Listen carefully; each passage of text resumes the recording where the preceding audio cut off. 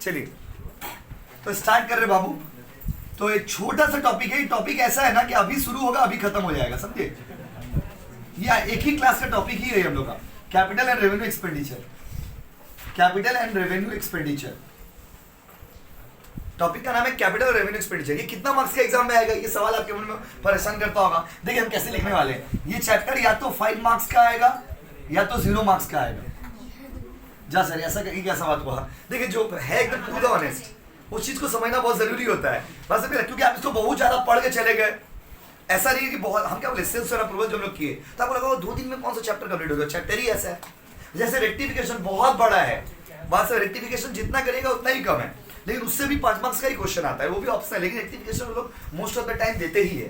तो देखिए capital expenditure and revenue expenditure वाला either it will come for the 5 marks और it will come for the 0 marks, या तो ये 5 मार्क्स का आएगा या तो आएगा ही नहीं।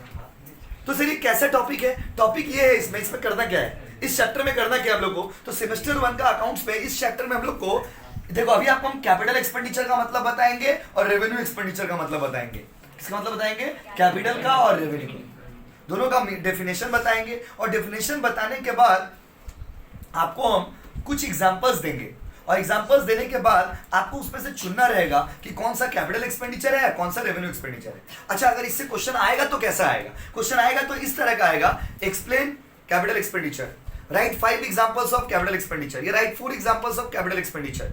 या फिर क्वेश्चन ऐसे दे दिया कि define write short note on capital expenditure, revenue expenditure with example. या फिर क्वेश्चन ऐसे देगा जैसे आता है कि 2 बार आया है एग्जाम में तो ऐसे देता है कि आपका एग्जांपल दे दिया 4-5 ठो, बोला इसमें से चुनो कौन सा कैपिटल एक्सपेंडिचर है और कौन सा रेवेन्यू एक्सपेंडिचर। एग्जांपल दे देगा आपको, बोलेगा इसमें से चुन के बताइए कौन सा कैपिटल है, कौन सा रेवेन्यू, और कैपिटल है तो क्यों है और रेवेन्यू है तो क्यों है। यस और नो? तैयार हो ना आप? तो ये क्लास आज ही शुरू और आज ही खत्म। चलिए स्टार्ट करते हैं। रेडी? तो हेडिंग दे दीजिए, दे दिया ना हेडिंग। अब सवाल ये है कि भाई कैपिटल एक्सपेंडिचर किसे कहते हैं, पहले समझिए मीनिंग, उसके बाद समझेंगे लिखेंगे। बच्चों देखो कैपिटल एक्सपेंडिचर का मतलब होता क्या है, तो बच्चों कैपिटल एक्सपेंडिचर का मतलब होता है हर वो खर्चा, ध्यान से सुनिएगा क्योंकि चुनने में बहुत दिक्कत होगा आपको, हर वो खर्चा एक काइंड ऑफ थ्योरी टॉपिक, एक तरह का थ्योरी टॉपिक है। तो कैपिटल एक्सपेंडिचर एक ऐसा खर्चा है जो लॉन्ग टर्म बेनिफिट आपको देता हो। पॉइंट नंबर 1 याद रखिएगा, ठीक ना? नहीं सुनिए, कैपिटल एक्सपेंडिचर वो होता है जो आपको लॉन्ग टर्म बेनिफिट देता हो। कैसा बेनिफिट देता हो? क्योंकि जब आपको हम इनकम एक्सपेंडिचर भी कराएंगे ना तो ये वर्ड बार बार आएगा, कैपिटल रेवेन्यू, ये सब वर्ड अभी क्लियर कर लेते हैं। तो बाबू कैपिटल एक्सपेंडिचर वो होता है, कैपिटल एक्सपेंडिचर वो होता है जो आपको लॉन्ग टर्म में बेनिफिट देता है। पॉइंट नंबर 1 क्लियर हो गया। पॉइंट नंबर 2 ये है कि कैपिटल एक्सपेंडिचर वो होता है कैपिटल एक्सपेंडिचर वो होता है जो आप इनकर करते हो, जो आपको देना पड़ता है कभी कभी कहते हैं इरेगुलरली, मतलब जो आपका नॉन रिकरिंग नेचर का है। नॉन रिकरिंग समझते हैं? नॉन रिकरिंग मतलब होता है जो कभी कभी, क्या होता है बाबू? कभी कभी बोलते हैं ना, कभी कभी मेरे दिल में ख्याल आता है, बोलते हैं ना लोग, तो कभी कभी वाला जो सीन है वही वाला है। कभी कभी जो खर्चा हो उसको कैपिटल बोलते हैं। क्या बोलते हैं बाबू? कैपिटल। कभी कभी मतलब 1 टाइम। जैसे एक एग्जांपल दे रहे हैं आपको, बहुत सारे एग्जांपल देंगे, अभी एक तो एग्जांपल दे रहे, मान लीजिए मैं तो बिल्डिंग खरीद, बिल्डिंग तो रोज खरीदते होंगे ना, बिल्डिंग तो पूरी है, तरकारी है रोज खरीदते होंगे, बिल्डिंग पूरी तरकारी और हेयर ऑयल थोड़ी ना बाबू उसकी रोज लगाएंगे। बिल्डिंग जो है वो सब आदमी कभी कभी खरीदता है। यस और नो? कार आदमी कभी कभी खरीदता है। तो my dear student, capital expenditure का मतलब हो गया हर वो खर्चा जो आपको लॉन्ग टर्म में बेनिफिट देता हो, जो आप 1 टाइम करते हो, और जो एसेट्स को अक्वायर करने में, रिप्लेस करने में और इंप्रूव करने में खर्चा हो। ये एग्जैक्टली ये वर्ड है, डेफिनेशन है कि capital expenditure refers to the expenditure which are incurred in acquiring the assets, improving the assets और रिप्लेसिंग द एसेट्स। एग्जांपल तीनों का मतलब, एक्वायरिंग द एसेट मतलब एसेट खरीदना, हम लोग गाड़ी खरीदे, acquiring the assets. Improving the assets मतलब एक तो गाड़ी खरीदे पुराना, एकदम पुराना डैमेज गाड़ी था, उसको एकदम BMW कार बना दी खर्चा कर करके, ये क्या हो गया? Improving the asset. और रिप्लेसिंग द एसेट मतलब पुराना एसी था, उसको हटा के नया एसी लगा दिए, ये क्या हो गया? Replacement of asset. एसेट को रिप्लेस करने में, एसेट को अक्वायर करने में और एसेट को इंप्रूव करने में। लैंग्वेज सुनिए, अक्वायर, इंप्रूव, रिप्लेस। क्या क्या बाबू? Acquire, improve, replace. बोलिए ना please, acquire, improve, replace. Asset को अक्वायर करने में, एसेट को इंप्रूव करने में और एसेट को रिप्लेस करने में आप जो भी खर्चा करोगे उस खर्चा को हम लोग कैपिटल एक्सपेंडिचर मानते हैं। यस और नो? चलिए डेफिनेशन लिखते हैं। ठीक है, these are the expenditure, heading point number 1 दे दीजिए, heading capital expenditure.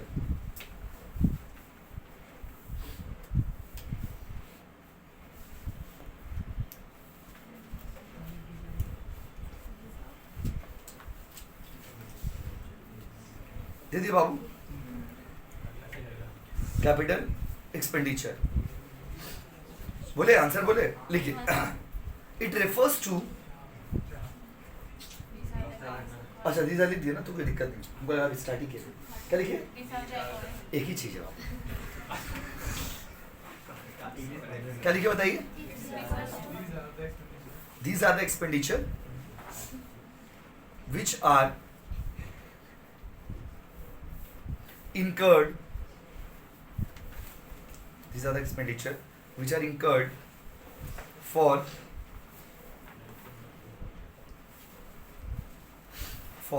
acquiring the assets,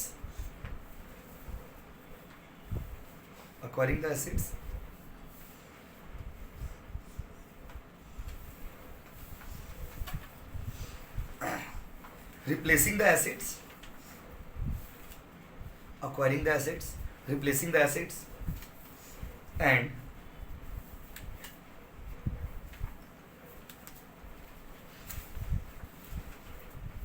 improving the assets.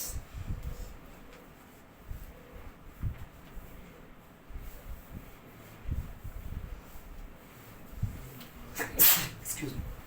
These are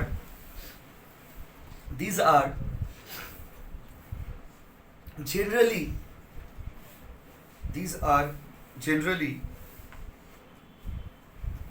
non-recurring in nature, non-recurring, RECURRING, recurring in nature. These are generally non-recurring in nature. Non-recurring मतलब समझते हैं, कभी कभी, ये सब कभी कभी होता है, रेगुलर टाइप का नहीं है, कभी कभी होने वाला खर्चा है। असल में जितना, देखिए हम लोग का एग्जाम तो मार्च में है, और जितना जल्दी हम लोग सिलेबस कंप्लीट करेंगे उतना ज्यादा आपको मॉडल पेपर सॉल्व करवा पाएंगे। मॉडल पेपर मतलब क्या होता है ना, मॉडल पेपर सॉल्व करने का बेनिफिट होता है कि एक पेपर में पूरा टॉपिक कवर हो जाएगा। एक पेपर आपको देंगे, उसमें सारा टॉपिक, थ्योरी, प्रैक्टिकल सब कवर हो जाएगा। तो जितना, अगर हम 3 4 5 मॉडल पे जितना मॉडल पेपर सॉल्व करेंगे ना, उतना आपको बेनिफिट होगा। क्योंकि क्या होता है कि मॉडल पेपर में ना पूरा टॉपिक कवर हो जाता है। जब आप मॉडल पेपर करते हो तो उसमें तो पूरा टॉपिक कवर हो जाता है। और जब आप एक कोई चैप्टर पढ़ते हो, तो जैसे भी हम लोग ये चैप्टर पढ़े, तो सिर्फ यही बात कर रहे हैं हम लोग। जब हम लोग मान लीजिए रेक्टिफिकेशन पढ़ रहे, रेक्टिफिकेशन की बात करेंगे, लेकिन जब एक तो मॉडल पेपर आप सॉल्व करेंगे, उसमें सारा टॉपिक आपका रिवीजन में आएगा। बस नहीं, इसीलिए जल्दी जल्दी हम लोग को सिलेबस कंप्लीट करने का है दिसंबर के एंड तक। देखिए बाबू कहाँ लिखे बताइएगा, क्या लिखे बताइए। Yes, non recurring in nature, ये नॉन रिकरिंग होता है बाबू। नॉन रिकरिंग मतलब ये रेगुलर नहीं, ये कभी कभी होता है। तो यहाँ पर 2 बात मिली था कि ये वो खर्चा है जो आप करते हो एसेट को अक्वायर करने में। So the expenses that you incur to acquire the asset is known as capital expenditure, to improve the asset is known as capital expenditure, to replace the asset is known as capital expenditure. जो खर्चा आप करते हो asset को acquire करने में, replace करने में, इंप्रूव करने में, उसको कैपिटल एक्सपेंडिचर बोलते हैं। ये वन टाइम होता है, ये रेगुलर नेचर का, सॉरी नॉन रेगुलर नेचर का होता है, ये नॉन रिकरिंग होता है। और एक शब्द लिख दीजिए उसमें, it generally gives long-term benefit. It generally gives long-term benefit. अच्छा, इसका एग्जाम्पल स्पेसिफिकली लिखवाना पड़ेगा हमको, क्योंकि आपका ये इसमें थोड़ा अजीब टाइप का एग्जाम्पल आ जाता है। एक दो 4-5 एग्जाम्पल लिखा के आपको हम क्लियर कर दे रहे। लिखिए पॉइंट नंबर 1, एक्सपेंडिचर, एग्जाम्पल का पॉइंट नंबर 1 ना, देखिए point number 1, expenditure incurred in purchasing fixed assets. Expenditure incurred in purchasing fixed assets.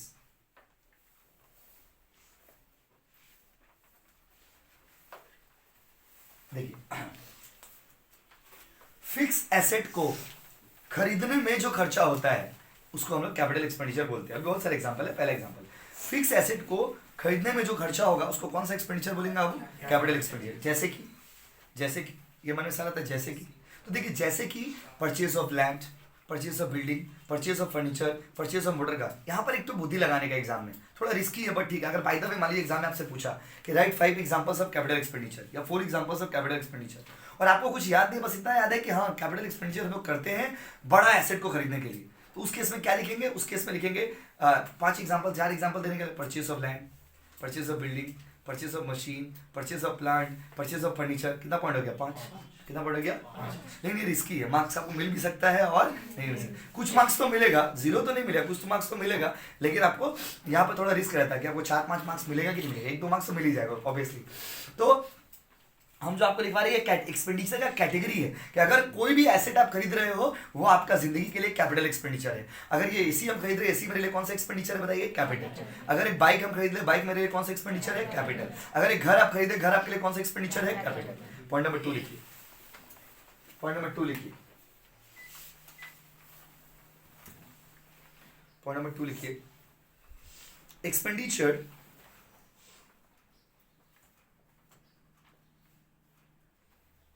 incurred in extension, expenditure incurred in extension or improvement, extension or improvement of asset। उल्टा बोल रहे थे आप, फिर से बोल रहे हैं ऑलरेडी बाबू। एक्सपेंडिचर इंकर्ड इन एक्सटेंशन और इंप्रूवमेंट ऑफ एसेट। एसेट को इंप्रूव करने में या एसेट को एक्सटेंड करने में। अब ये एक्सटेंशन और इंप्रूवमेंट क्या होता है दोनों आपको बताते हैं। देखिए एक्सटेंशन और इंप्रूवमेंट का मतलब क्या है, एग्जांपल देते हैं। जैसे मान लीजिए हम ये कोचिंग पढ़ा रहे हैं, ये रूम में ट्यूशन पढ़ा रहे हैं, तो ये रूम में मान लीजिए ये रूम में 55 आदमी आराम से बैठ सकते हैं, क्लास में 55 बच्चे लोग आराम से बैठ सकते हैं, कोई प्रॉब्लम नहीं। अब मान लीजिए हमको 100 बच्चों को पढ़ाना है एक बार में। अब हम क्या करेंगे? इस रूम को एक्सटेंड करेंगे। एक्सटेंड करेंगे मतलब कि जैसे दीवार को तोड़ देंगे, दीवार को तोड़ देंगे, दीवार को तोड़ के पीछे वाला जगह भी ले लेंगे, पीछे वाला जगह लेकर के रूम को और बड़ा करेंगे। तो इस सब में भी तो खर्चा लगेगा ना। अपने आप दीवार तोड़ देंगे, बस ये कोई घड़ी तो नहीं है ना दीवार में चिपका देंगे आकर के, रस्सी फसी बांध के टांग देंगे जैसे तैसे। घड़ी वाली घर में क्या था, ब्रेक मार मार के हम लोग लगा देते हैं। यहाँ पर जो तो कैपिटल एक्सपेंडिचर वाला बात है ना, क्योंकि जब आप इसको लगाओगे, बात समझिए, आप जब एक्सटेंशन करेंगे कोचिंग को, अगर हम एक्सटेंड इस रूम को अगर हम एक्सटेंड करेंगे, हमारे बगल वाला जो घर है वो खरीद लिया, देख ली बगल वाला जो घर है उसको खरीद लिए, ठीक है। अब बगल वाला घर करके दीवार तोड़ देते, दीवार तोड़ने में खर्चा नहीं होगा, दीवार के जैसे तैसे तोड़ के निकल जाइएगा तो बिल्डिंग तो गिर जाएगा। जैसे तैसे उसको तोड़ने का तरीका होता है, जो मिस्त्री लोग होते हैं वो लोग ही कर सकते हैं, तो उसमें बहुत खर्चा है। दीवार पहले तोड़ेंगे, फिर उसको रूम को एक्सटेंड करेंगे। आप देखो, एक तो फैमिली वाला रूम, आप बात समझिए, एक तो घर फैमिली वाला घर, एक तो कोचिंग वाला घर, एक तो बिजनेस वाला घर, तीनों तो अलग अलग तरीका से होता है ना। फैमिली वाला घर में क्या होता है, लोग छोटा छोटा घर बनाते, छोटा छोटा घर बनाते क्योंकि वहाँ पे बेडरूम का जरूरत होता है आपको, बेडरूम, हॉल रूम, किचन लोग निकालते हैं, बात समझे ना। लेकिन जब आपको, जैसे हम लोग कोचिंग पढ़ा रहे हैं, हम लोग को हॉल वॉल किचन विचन का तो दरकार नहीं है। वो किचन लेके हम क्या करेंगे, खाना थोड़ी बनाएंगे, यहाँ पे आना है, पढ़ाना है, चले आना है। तो हम लोग को क्या चाहिए, हॉल रूम टाइप का घर चाहिए। अब समझ रहे, तो ये जो हॉल रूम टाइप का जब घर को बनाएंगे उस स्टाइल में, तो उसमें तो बड़ा खर्चा होगा।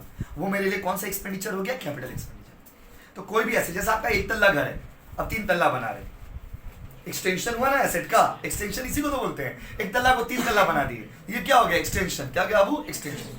मान लीजिए आपका घर पुराना जमाना का घर था, सीमेंटेड किया हुआ घर था। सीमेंटेड समझते हैं ना, सीमेंट का था, मतलब पूरा खाली सीमेंट था, टाइल्स में पूरा घर में, पूरा बिल्डिंग में टाइल्स मार्बल अच्छा से आपका फॉल सीलिंग करवाएंगे।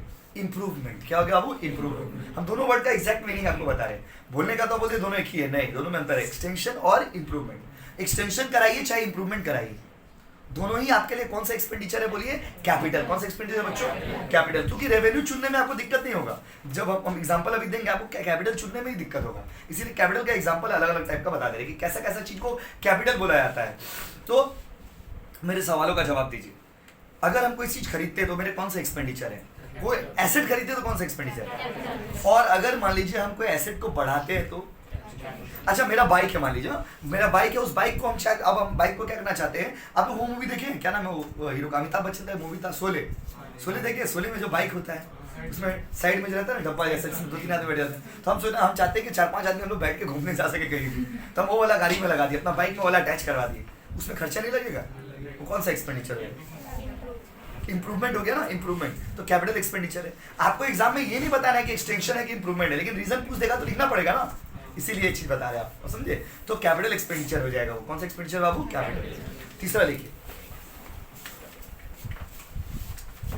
देखिए एक्सपेंसेस incurred in major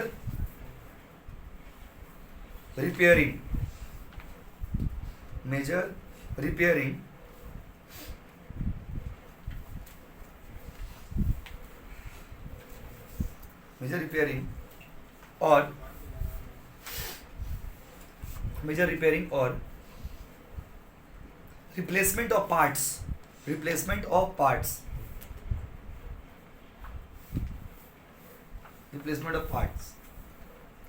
अच्छा देखिए जब पूरा का पूरा पार्ट पुर्जा ही, जैसे एग्जांपल देखिए रिपेयरिंग, देखिए नॉर्मली जो रिपेयरिंग होता है ना वो रिपेयरिंग रेवेन्यू एक्सपेंडिचर है, लेकिन अगर रिपेयरिंग आपका बड़ा खर्चा है, बड़ा खर्चा मतलब समझ रहे, जैसे एग्जांपल देते हैं आपको, जैसे मान लीजिए जैसे कोचिंग पढ़ा रहे, अब जैसे यहाँ पर देखिए ये वाला पार्ट आपको दिख रहा है, डैम्प हो गया, देख रहे ना, ये वाला पार्ट देख रहे डैम्प हो गया, लाइव एग्जांपल डैम्प हो गया, इसको हम थोड़ा सा बालू ला करके सीमेंट में लगा कर ठीक करा दिए, मान लीजिए इसमें मेरा 100, 50, 200, 500 खर्चा होगा, तो ये मेरे लिए रिपेयरिंग का नॉर्मल खर्चा हो गया। लेकिन मान लीजिए पूरा दीवार टूट गया, जस्ट एन एग्जांपल, मान लीजिए पूरा दीवार टूट गया, अब पूरा दीवार को हम चेंज कराना चाहते हैं, पूरा दीवार को नया कराएंगे, बात समझिए ना, पूरा दीवार का अलग से पेंट करवाएंगे, अलग से बढ़िया से फिनिशिंग करवाएंगे, तो वो मेरे लिए कौन सा खर्चा हो गया, तो वो मेरे लिए कैपिटल एक्सपेंडिचर हो गया। देखो repairing is normally the revenue expenditure, repairing normally, बाबू सुनिएगा ध्यान से, रिपेयरिंग नॉर्मली रेवेन्यू खर्चा, रेवेन्यू मतलब होता है रेगुलर खर्चा, तो रिपेयरिंग जो है नॉर्मली रिपेयरिंग जो है रेवेन्यू खर्चा ही होता है। लेकिन अगर रिपेयरिंग आपका मेजर पार्ट कर रहे हो, मेजर पार्ट मतलब समझ रहे हो ना, जैसे मान लीजिए देखिए एक बाइक के लिए इंजन, एक बाइक का मेजर पार्ट क्या हो गया, इंजन, मेरा बाइक में सब कुछ अच्छा है, इंजन ही खराब हो गया, तो बाइक चलेगा क्या, नहीं चलेगा। तो अगर मान लीजिए इंजन ही चेंज कर दो, इंजन चेंज करने में तो बहुत पैसा खर्चा होगा, तो वो मेरे लिए एक तरह का कैपिटल एक्सपेंडिचर हो गया। तो रिपेयरिंग डिपेंड करता है रेवेन्यू होगा कि कैपिटल। अगर रिपेयरिंग बड़ा है, अगर रिपेयरिंग क्या बच्चों बड़ा, अगर बड़ा एक्सपेंडिचर है, रिपेयरिंग का बड़ा एक्सपेंडिचर है, मेजर पार्ट का एक्सपेंडिचर है, बात समझ रहे ना, तो वो कौन सा एक्सपेंडिचर हो गया बताइए, कैपिटल। अगर छोटा मोटा रिपेयरिंग करा है, जैसे मेरा बाइक का एक तो लाइट टूट गया, लाइट को हम ठीक करा ली, 100 रुपया खर्चा होगा, इसको क्या बोलेंगे आप, नॉर्मल खर्चा होगा, रेवेन्यू एक्सपेंडिचर। तो रिपेयरिंग जो है वो आपका कैपिटल एक्सपेंडिचर होगा या रेवेन्यू एक्सपेंडिचर होगा, ये डिपेंड करता है कि आपका रिपेयरिंग कैसा करवा रहे हो। अगर आप मेजर पार्ट को रिप्लेस कर दे रहे, जैसे कंप्यूटर है आपके घर में, कंप्यूटर में मदरबोर्ड ही चेंज कर दे रहे, तो मदरबोर्ड तो एक बड़ा खर्चा का पार्ट होता है कंप्यूटर के नजरिए से, कंप्यूटर के लिहाज से अगर आप देखेंगे तो मदरबोर्ड एक बड़ा एक्सपेंडिचर हो गया, तो वो क्या हो गया बताइए, वो हो गया आपका कौन सा एक्सपेंडिचर बताइए, कैपिटल। आपका घर में डेस्कटॉप, पूरा डेस्कटॉप सेटअप किया हुआ है, कीबोर्ड है, सीपीयू है, मॉनिटर है, आप पूरा नया मॉनिटर लेके आ गए, ये भी आपके लिए कैपिटल एक्सपेंडिचर हो गया। वही यहाँ पर बताया जा रहा है कि अगर आप मेजर पार्ट को रिप्लेस कर रहे हैं, मेजर खर्चा कर रहे हैं, तो वो रेवेन्यू खर्चा नहीं है, वो कौन सा खर्चा है, कैपिटल। कौन सा खर्चा बोलिए, 3 कैटेगरी बता दी, चौथा कैटेगरी में लिखिए।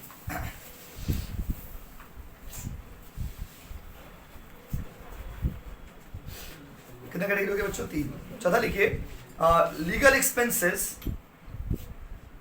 एक्सपेंसेस incurred, हेलो, हाँ बोलिए,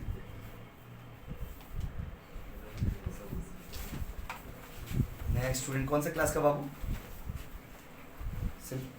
सेमेस्टर 1, हाँ बोलिए। क्लास तो 9 बजे से था बाबू, तो लेट हो गया आपका, आज एक मिल लीजिए, बट क्लास तो, हाँ क्लास तो नहीं कर पाएंगे क्योंकि बहुत लेट हो गया आपका, और नहीं हम पढ़ाना स्टार्ट कर देना, आप उसलिए फ़ोन नहीं देंगे, ठीक है। आइए, कहाँ है आप, बोलिए।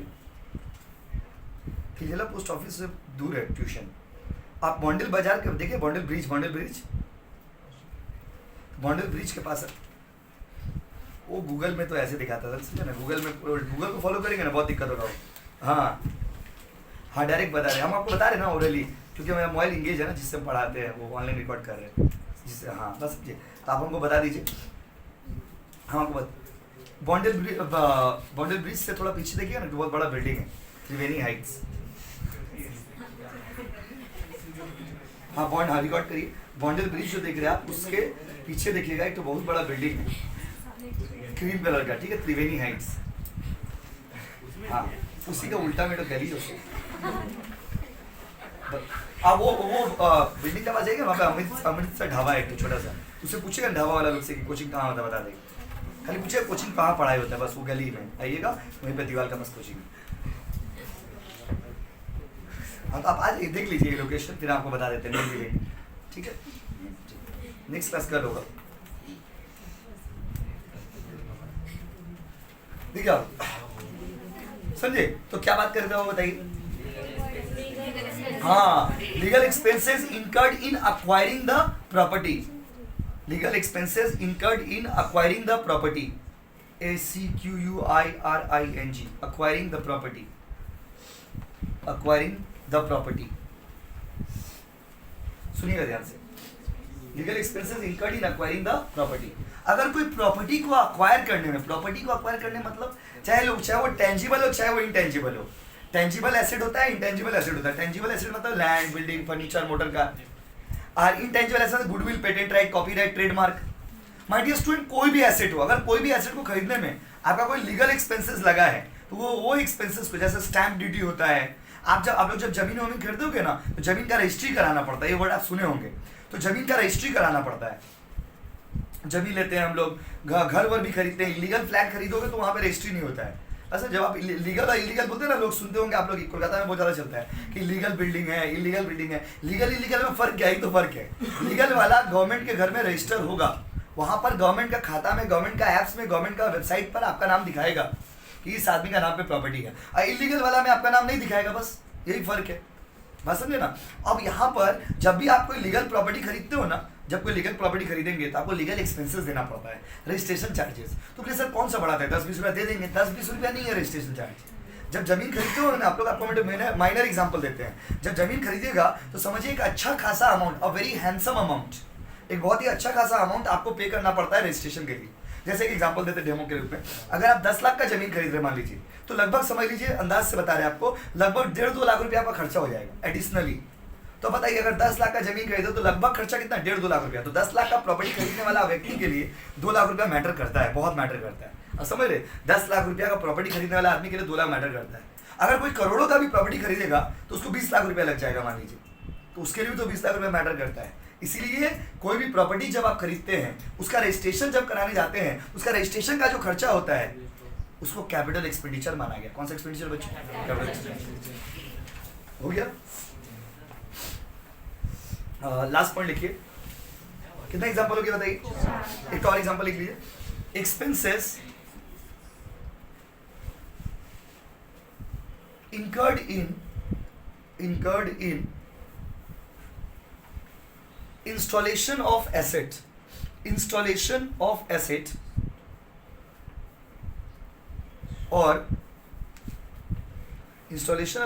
or bringing the asset or bringing bringing the asset into useful condition,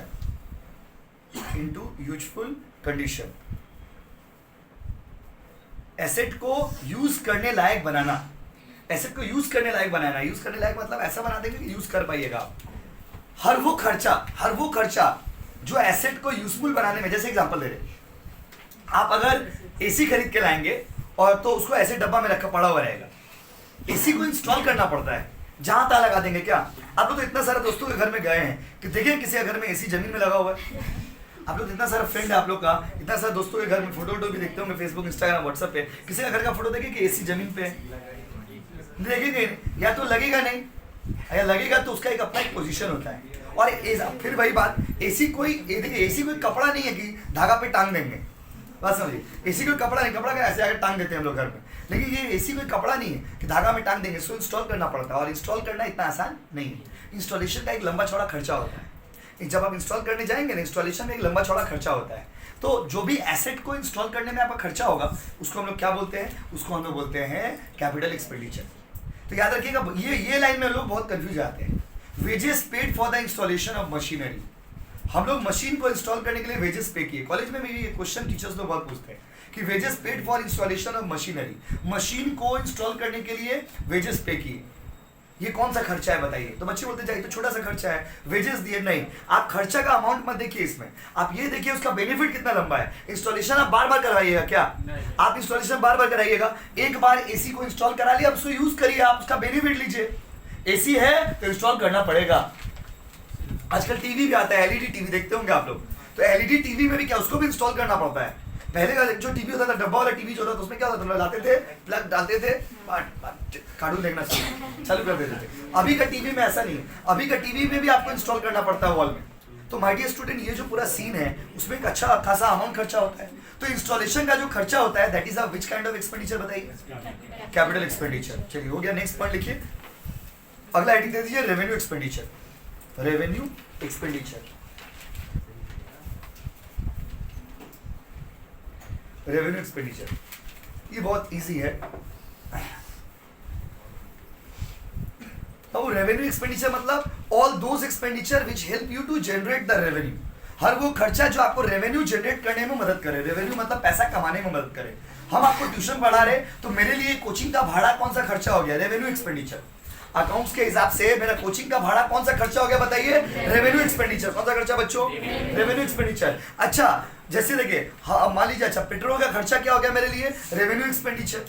ये सब मेरा रेगुलर खर्चा है। तो जो आपका रेगुलर खर्चा होता है ना बाबू, उसको रेवेन्यू एक्सपेंडिचर बोलते हैं। आप कॉलेज रोज जाओगे, कॉलेज जब भी आप कॉलेज जाएंगे तो रोज बोलना भी गलत हो जाता है। रोज बोलने से भी लगा नहीं कि हम गलत शब्द बोल दिए। अभी कॉलेज आप रोज तो नहीं जाओगे, जब भी आप कॉलेज जाएंगे, बस समझे ना, एक दिन 2 दिन कॉलेज बुलाया आपको, तो उसमें जो आपका भाड़ा वाला खर्चा होगा वो आपका कैपिटल एक्सपेंडिचर है क्या? वो आपको जिंदगी भर बेनिफिट देगा। वो आपका रोज का खर्चा है। किसका खर्चा? वो रोज। मतलब आप ऑटो वाला को एक दिन भाड़ा दीजिएगा और जिंदगी भर जाइएगा, ऐसा है क्या?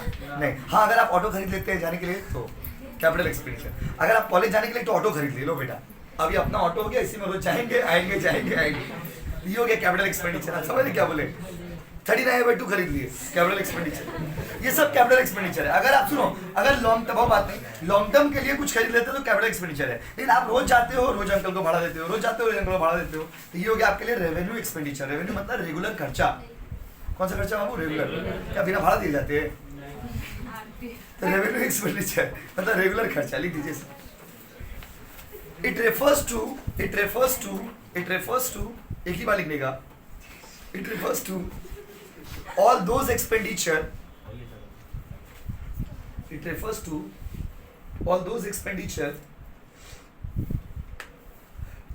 which gives regular benefit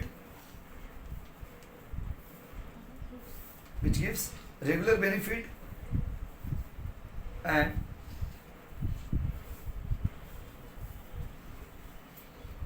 helps to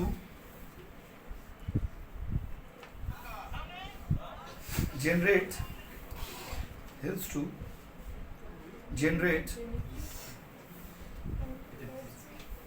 the revenue, helps to generate the revenue। उसी में लिखिए, these are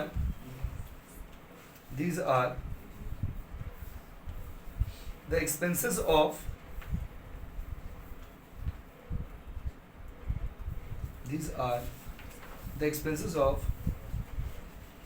regular nature।